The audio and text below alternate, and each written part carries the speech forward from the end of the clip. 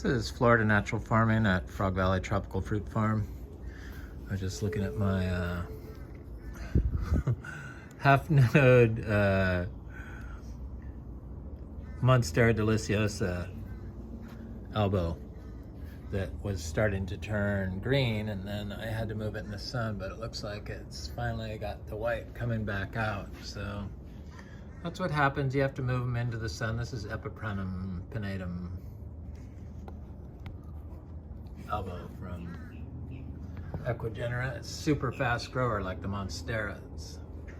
Some of the Monsteras, the Monstera lechleriana.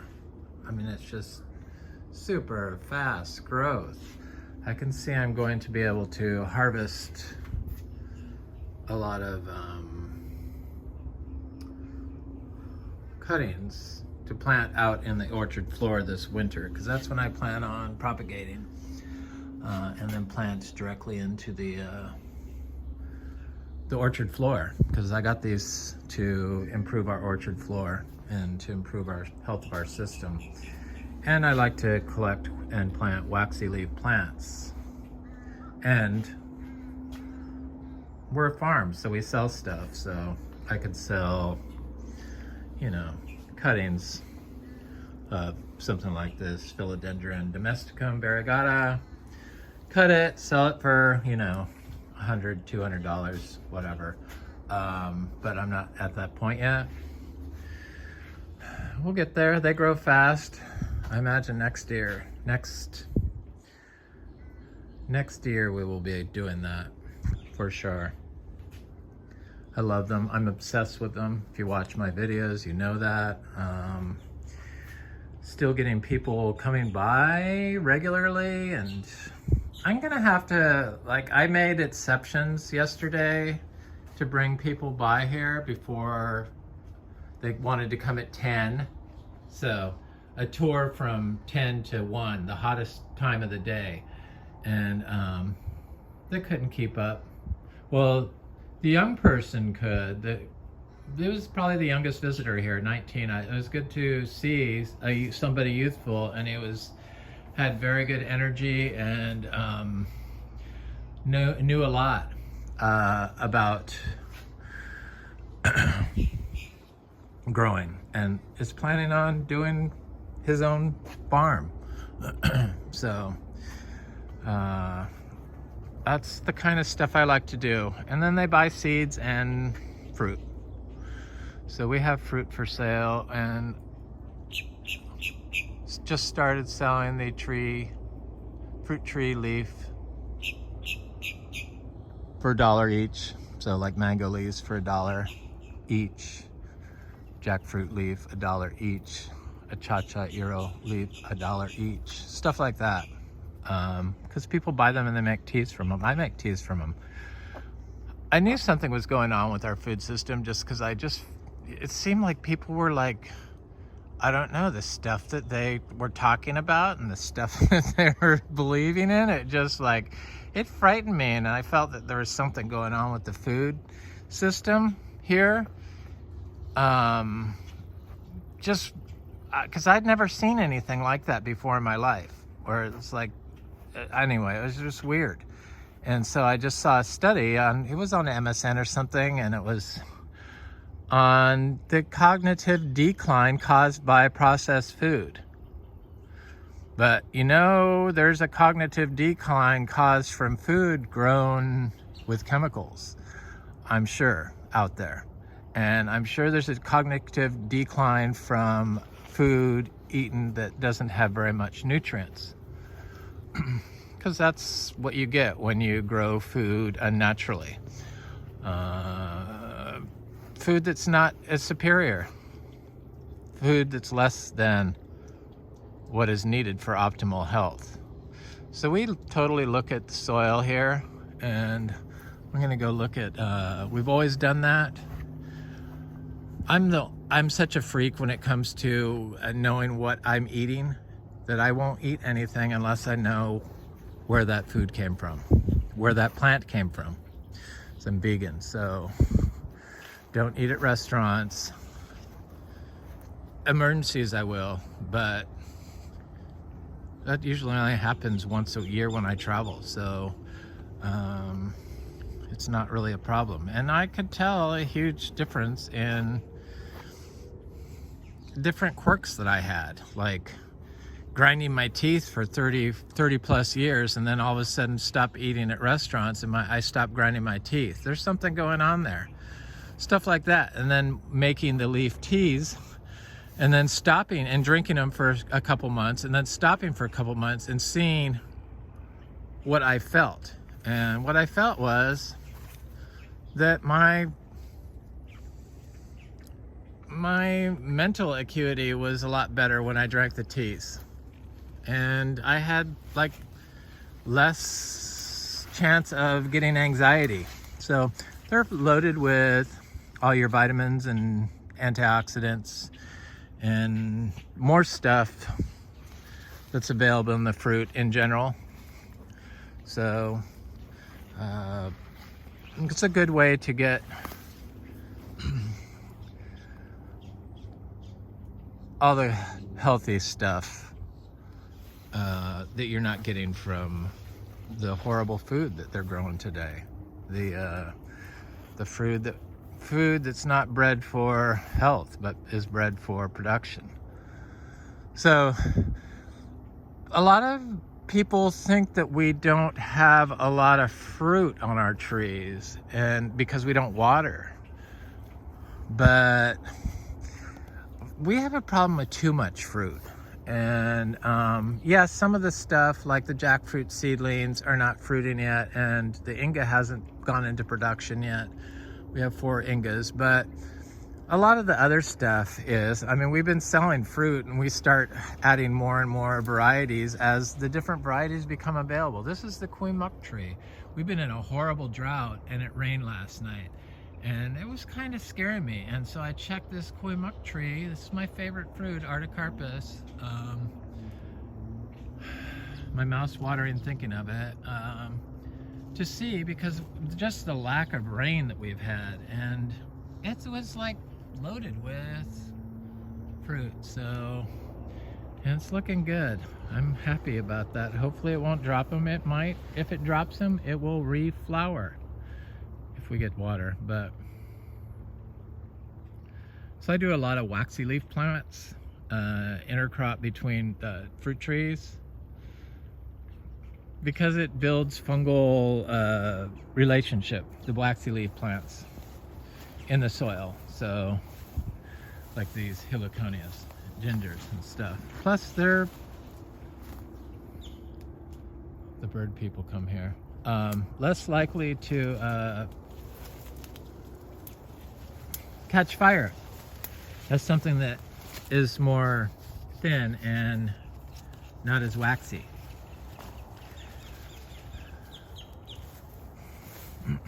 I was like thinking of that yesterday. So all these philodendrons and stuff that we grow, that I grow to plant out here, they're like, they're real thick, they're poisonous, they're you know, super waxy leaf plants full of calcium oxalate, which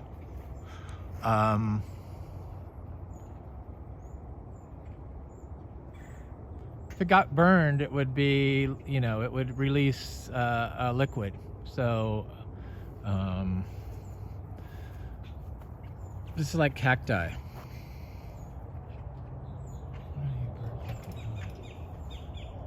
I love birds. I love animals. I don't care if they eat my fruit. It's less selling stress. I don't have to worry about selling the fruit. I'm slowly becoming a fruit schlepper, leaf schlepper, seed seller. I'm gonna go look at the guava, because it seems like when I do videos and I show fruit that people respond to that fruit. Everyone has different tastes, which is good. We have lots of different types of fruits. Some I like, some I don't like as much. Some I make myself sick on and then don't like them for a long time and then fall in love with them all over again. Like the mangoes last year. I think next year we're gonna have a really bumper crop of mangoes. I just have that feeling. And because we have, like, You know, we had 275 grafted trees. This is a 2-year buttercream mango from seed.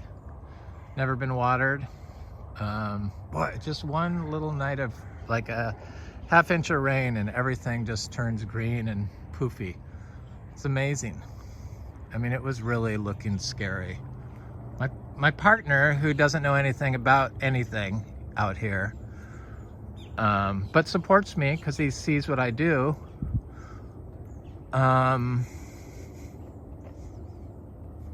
starts getting anxiety. What about, we do have water, we could turn it on, but I refuse. It refused to turn it on.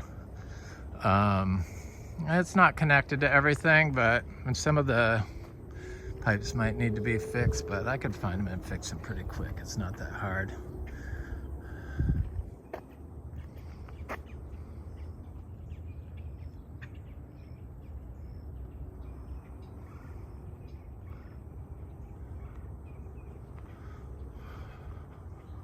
I like crows too.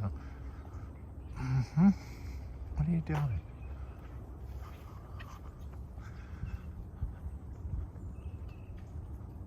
Blackbirds. I don't know, they peck the hell out of my mangoes, those starlings and stuff, those cackles or whatever they're called. I don't think the crows did, but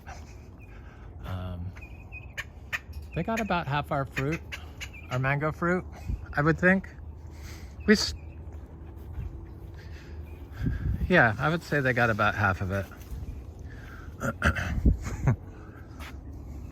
Somebody was pecking my achacha trees. People are still interested in achacha. It's like the biggest, most popular fruit tree probably here. And that's why we started this place, was for the Garcinia trees, the achachas. I gotta go look at the guava. Guavas are good. I eat them green off the tree, and you eat them flesh and all, you know, the skin and all. Look at this ginger. So I have a really rare ginger because I collect gingers, but this one's really been struggling with the drought. This is the Alpinia rugosa. In fact, I see it, this part has died back.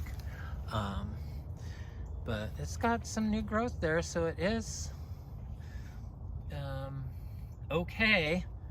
It was a nursery plant, and I planted it. It's like a newer, it's my newest ginger.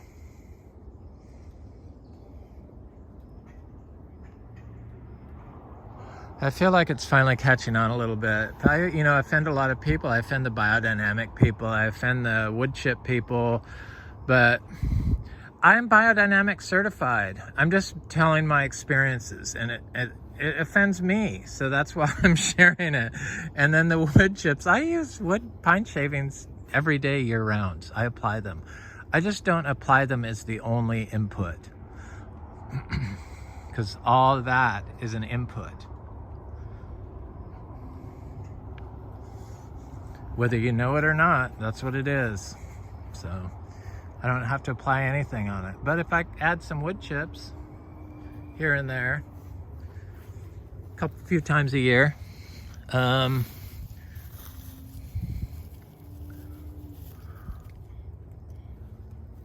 it's good. I just don't make wood chips the only input. That's, it's not anything offensive, just that I see people, and I know they've done this, with huge giant piles of wood chips sitting in they're like between their trees and their groves.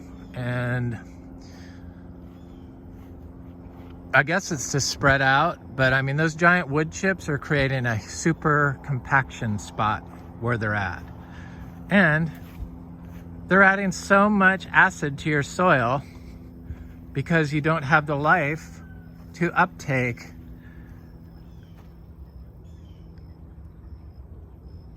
the carbon that's being released in the soil. That usually comes in the form of fungi. That's why we focus on fungal health. You notice the fungi aren't growing in the wood chips, but guaranteed they're spread over there with their hyphae. Look at all those fungi. One day of rain, that's what happens. I'm surprised to see fungi in our orchard floor when I'm walking around.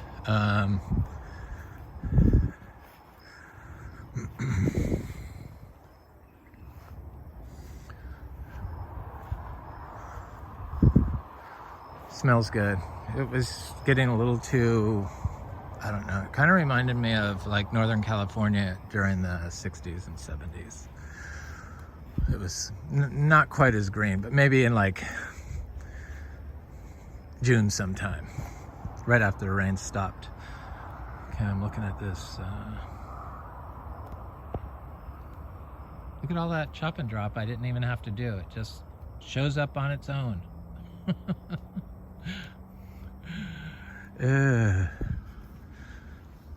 Nature's chop and drop. Cacao's happy. I'd expect it to start blooming.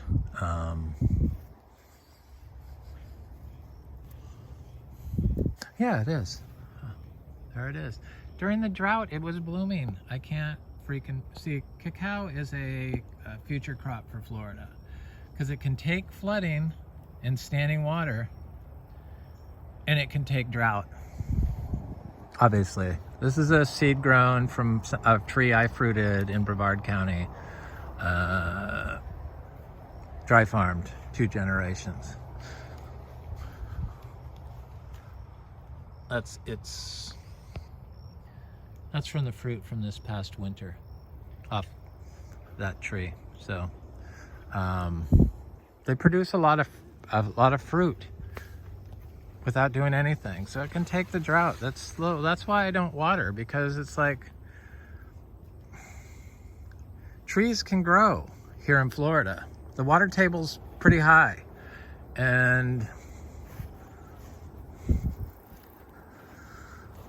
if you have a living orchard floor, it harvests water and delivers it to the roots from the mist. So it gets, from the moisture in the air. It's one of my torch ginger cuttings I did, and then an armadillo dug it all up, and I was showing my tour yesterday, and I saw it dug up, so I scurried over here and reburied it. Hopefully it survives. I think it will. So this huge oak tree, talk about chop and drop. So these oak trees, because this was lawned for so long, these ancient oak trees were some of them were starting to rot. It was like standing water all around this tree in a lawn pond, hot standing water. And this huge branch snapped off. They shed their outer branches during times of drought to conserve water, and it did that on that branch, and it was blocking my trail. It's a huge branch, so I had to come out here and with my electric organic olive oil chainsaw and cut some branches off that were blocking it. Here's one still that I have to haul away on my ginger. So yeah, I do chop and drop, but it was like covering this area when I came on my tour yesterday. It was weird, and we had to go around it. But where is my? Oh, there it is. Got scared.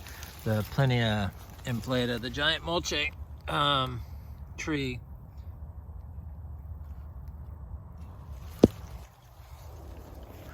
And cacao, it didn't hit anything, but except for the ginger. So yeah, doing a tour, they wanted to start at 10 because they were coming from the Gulf Coast. And in the middle of summer, when somebody wants to come on a tour, and then after 10, and it was like so freaking hot. So these cacao are doing good. This one and this one. This was a double, and this one died, but this one survived. So 2 trees were in the same pot, and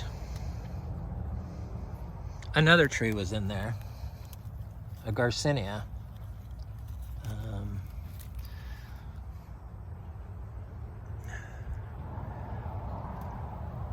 Looks like, I don't know who that is, but it's something I put in a pot, so it's probably a Madruno from our tree, would be my guess.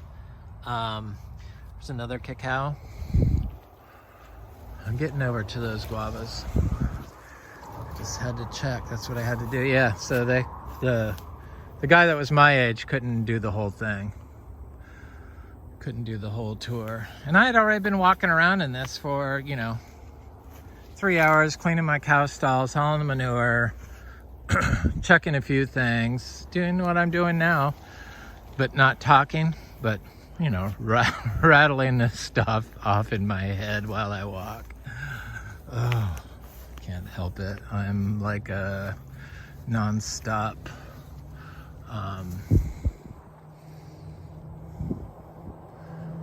plant freak. I just can't stop thinking about them. It's like crazed. I don't know why that is. But I like it. It's okay. I have to have something to do. I'm not sure who this is. What that is. The cassava's looking great. It didn't seem to mind the drought, which kind of makes sense because they're waxy leafed and they hold a lot of water. So bananas, they didn't seem to mind at all either. See, we got quite a few bananas, but of course people ask about them and I can't think of where they're at. The trees with fruit. But I just saw a new one yesterday. So where our bananas are starting to, there's a little cha-cha tree. Got new growth on it. Didn't seem to mind the drought. That's a year in the ground. It's about 1 foot tall from seed, direct sown.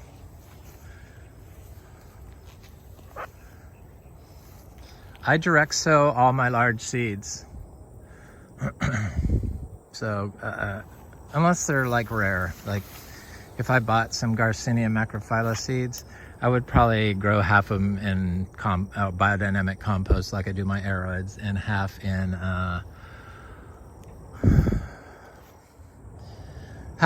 direct sow. When I direct sow seeds like that, I look for areas like this that have all this plants doing well in it, especially the bigger woody stuff. And I poke around in the soil to make sure there's no bolls down there, stuff that's going to eat your seeds or roots of your seeds, so holes and stuff. And if it's good ground, it doesn't have any hollow areas in it, then I poke a seed in there and they do great like that. So yeah, here's the guavas, and there's a lot of them on here, so we'll have them for a few days. The animals will probably for a while. There's a lot of fruit on there, but they're pretty good. I'll eat one. Let me look for one that's a little bit more white so you can get an idea if there are some on here, but there's a lot of fruit. They're Ruby Supreme, organic certified, biodynamic certified guavas. Probably very cheap. I haven't decided on a price. I have to look.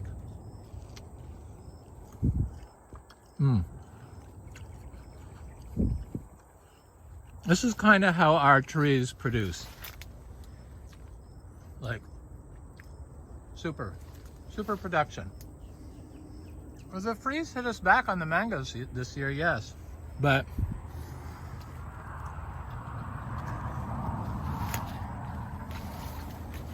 the trees produce a lot of fruit. I got quite a few guava trees, different types, seed grown, that were gifts to me.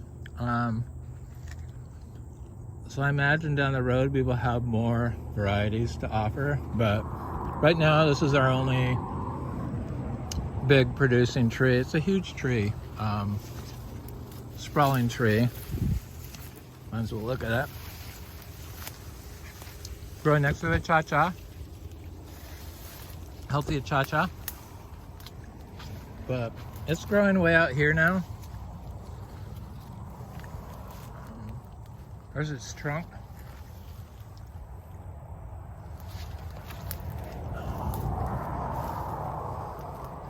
Sometimes it has giant guavas on it, not as many, and sometimes it has hundreds of little guavas, smaller guavas. I think I like the smaller guavas.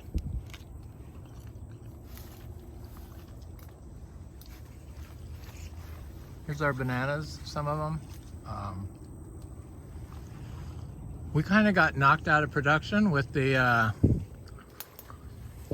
freeze from our bananas. I mean, they produced 2 more sets of bananas after the freeze, but then we didn't get any flour for a long time. Usually we have tons of flour, but it could have been because I divided so many bananas last year. I don't know. Next year is when it's going to be Banana Fest around here, because that's when our bananas will be 2 years old and starting to produce continuously. 200 plants. I mean, it's not enough. And people want to plant these, grow these food for us, but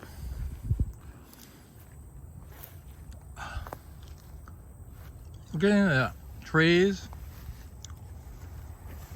unless you're growing papaya is very plentiful with manure, but we can't grow papaya because they're GMO and we're organic and biodynamic certified. So our neighbors grows grocery store papaya, so we just can't do it.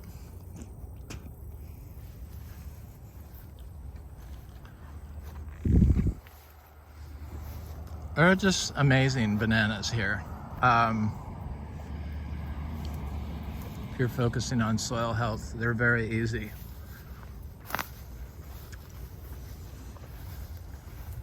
I've never given them any input. No manure.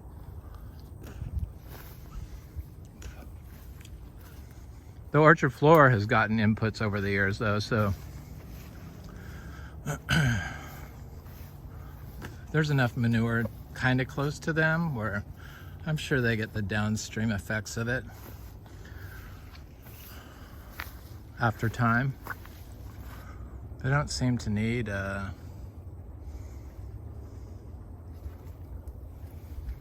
anything. It's Luke's Garcinias are doing good. Anyway, so yeah, we have guavas right now.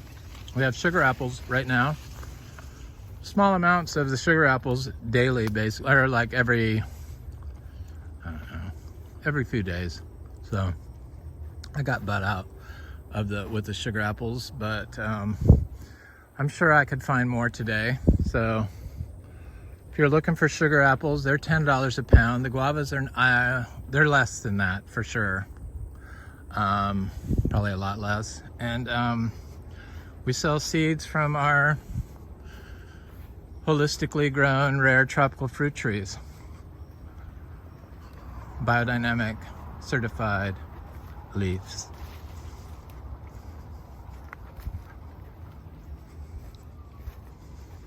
Mulberries, mangoes, jackfruit, garcinias. Anyway, it's Frog Valley Tropical Fruit Farm. I hope you have a beautiful day.